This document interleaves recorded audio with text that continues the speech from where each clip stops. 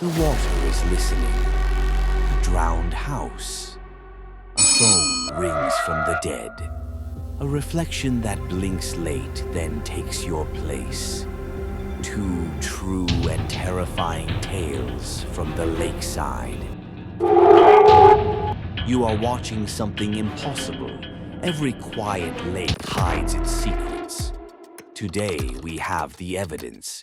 Evan found a house beneath Silver Pine Lake and a phone still ringing. Emma found a perfect mirror in Blackwood, a reflection that learned how to blink. Stay, because what you are about to witness is the definitive reason to fear the reflection. Story 1. The House Beneath the Lake. The first time I heard about Silver Pine Lake, I thought it was just a local legend. A calm lake, deep in the forest, where people said that every few years when the water level dropped, the roof of an old house would emerge from beneath the water. At the time, I had only seen one shaky video, a boat floating above the water, and something that looked like smoke rising from the lake. The person who posted that video disappeared shortly after, and I decided I needed to see for myself what was really down there. My name is Evan. I'm a documentarian. I collect forgotten stories, the kind that people whisper about but rarely talk openly. When I arrived at the area, the locals either stayed silent or offered a single warning. If you stay there at night, don't answer any sounds.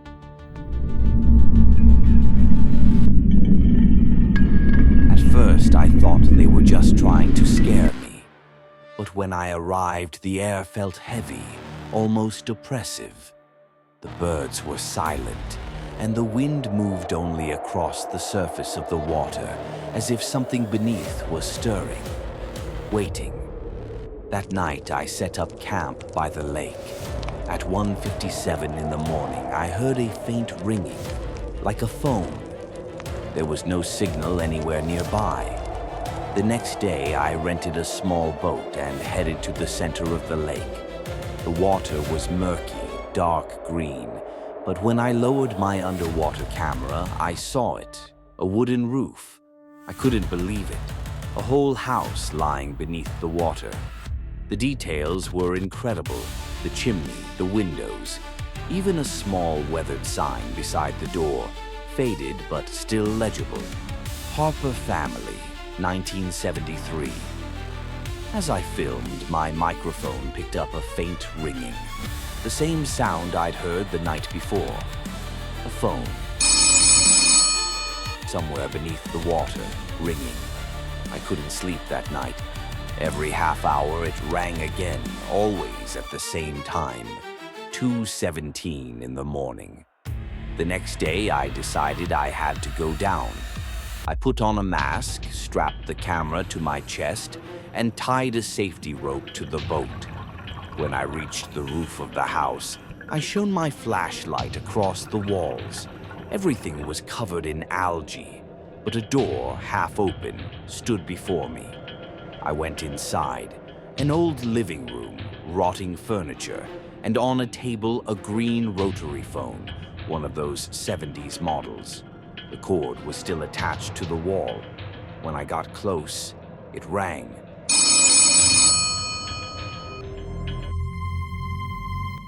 I froze. No one was there, yet it rang again, 3 times, 4 times. Someone or something was waiting for me to answer. I said, "Hello?" For a few seconds, there was only static. Then a man's whisper, "Why did you come back, Evan?" My heart stopped. The voice, it was mine. The same tone, the same inflection. Before I could even comprehend what was happening, the camera feed went blurry. The water around me darkened. And a hand grabbed my shoulder from behind. I don't remember much after that. except screaming as I was pulled from the water. The safety rope had snapped, but someone from the village saw me and helped me out. When I got back to my boat, my phone was wet, but there was a voicemail, only the ringing of the phone, and then my own voice saying, "Leave them alone." 3 months later, the water rose again. The house disappeared beneath the surface. But some nights, if you stay near the shore and stay quiet, you can still hear it, the phone ringing from beneath the water. And if you're foolish enough to answer, maybe the voice will answer back.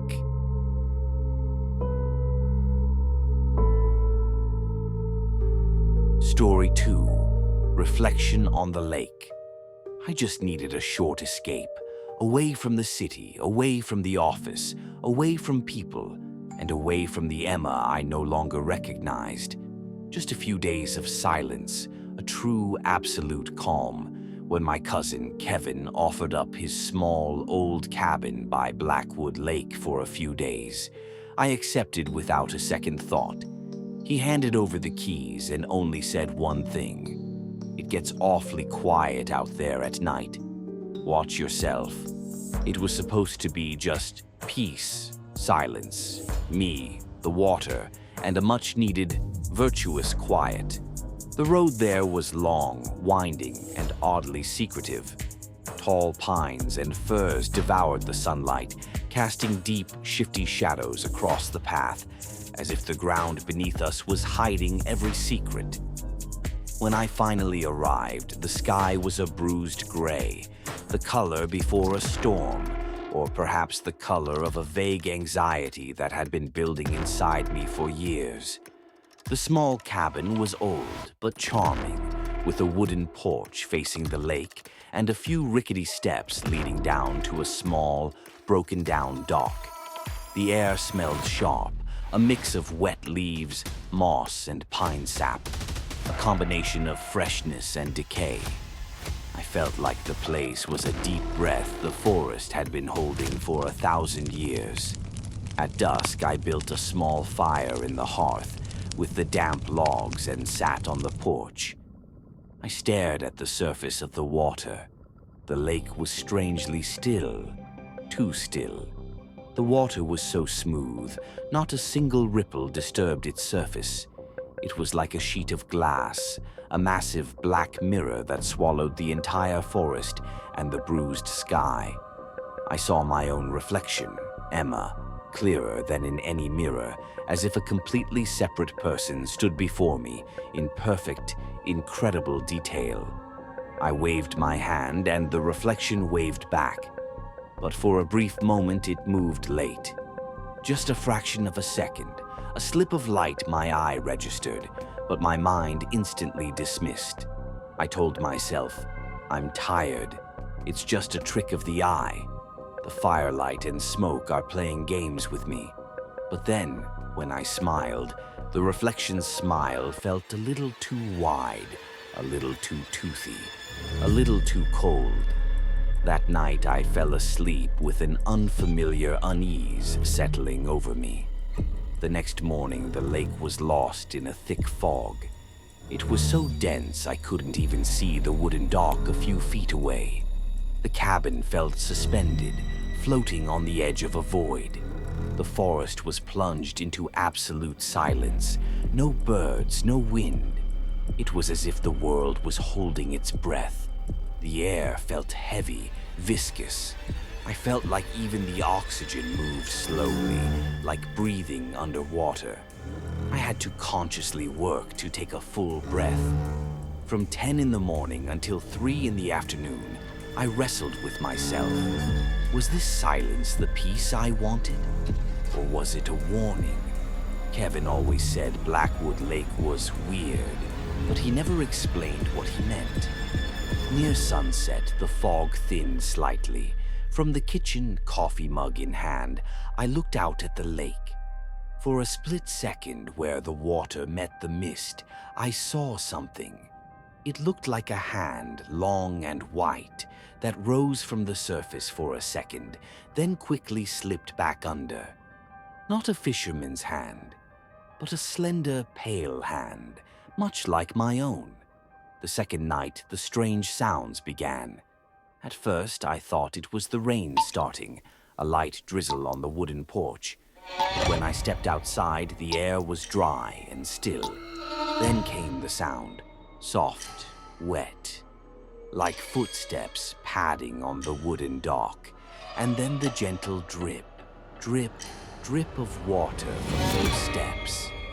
Steady, uniform, as if someone were walking, their clothes soaked, trailing water. Hello? Is anyone there?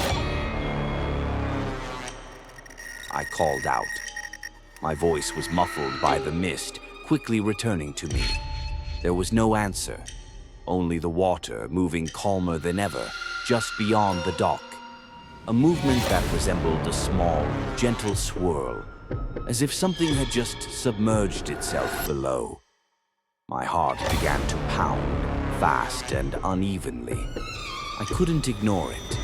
I saw the reflection again beneath the moonlight that struggled to break through the clouds. But this time, everything was wrong.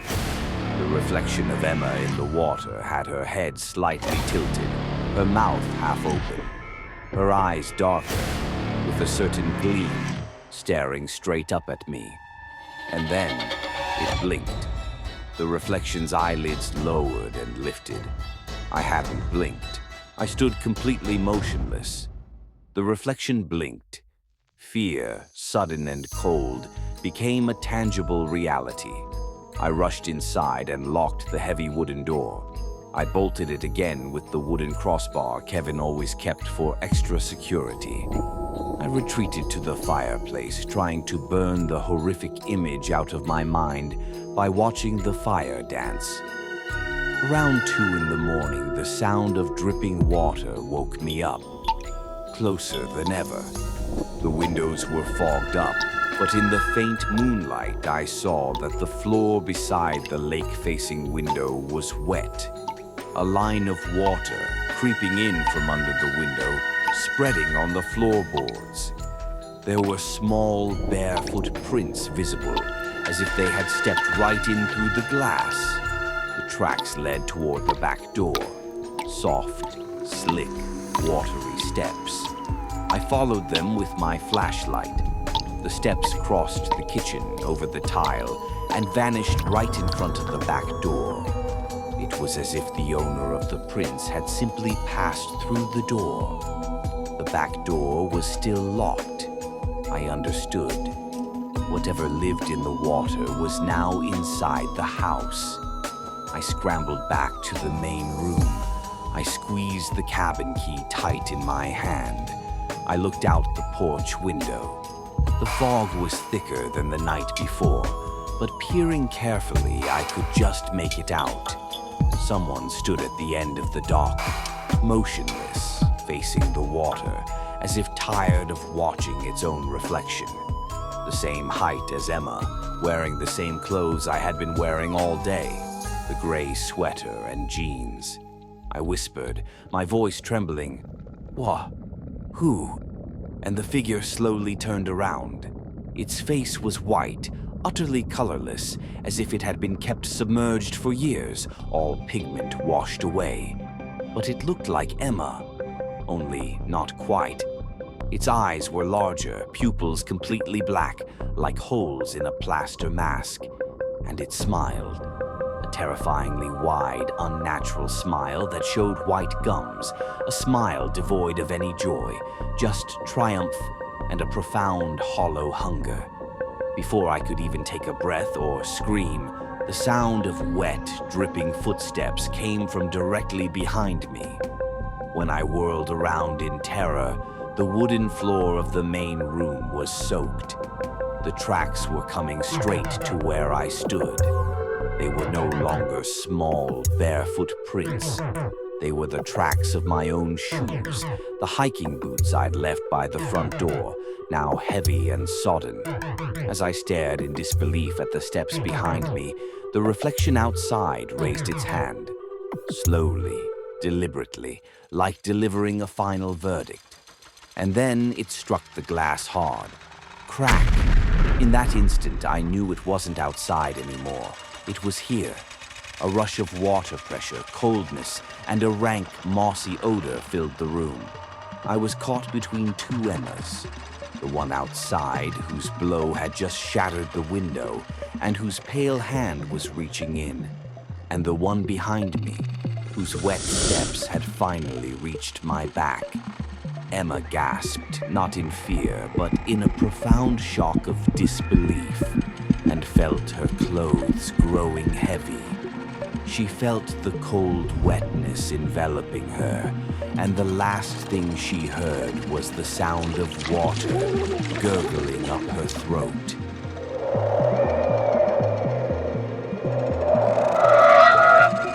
Kevin arrived at the cabin 2 days later. Emma hadn't answered his calls. He found the cabin empty. The front door was ajar, the lights, oil lamps, and a small battery-powered lantern still burning. The local police filed a missing person report. Lake drowning, likely, this time of year. The officers who examined the cabin floor noted a broken window on the porch and a strange, lingering moisture in the area. Kevin went down to the lake himself. The surface was glassy and calm. He leaned over to see his reflection, and for a split second his heart seized. He swore his reflection moved a beat too late. And then he looked down beneath the surface, where the water was darker. In that depth, he could just make it out. Someone was standing below the surface, motionless, in the same gray sweater and jeans. That person, with a smile Kevin had never seen on Emma's face, a calm, victorious smile, stared up at him, up at his world. And then the figure underwater, slowly, gently, waved. Kevin never told the police about the wave. He sold the cabin and swore he would never return to Blackwood Lake. And now and then, when he catches his reflection in a store window or a dusty pane of glass in the city, he quickly blinks just to make sure his reflection blinks exactly when he does. The footprints end. The water is silent. For now. You know the truth of the reflection. Before you go, tell me, what is your single biggest, most irrational fear when looking into still water? Let me know below. The terror doesn't end here. Next time, we leave the quiet isolation of the lake for the crowded proximity of the school. We have documented files on terrifying, unexplained events within an educational setting where every lesson ended in a deadly way. Next week, true scary stories. School horror. The lessons never ended. The bell is ringing. Time to face the next fear.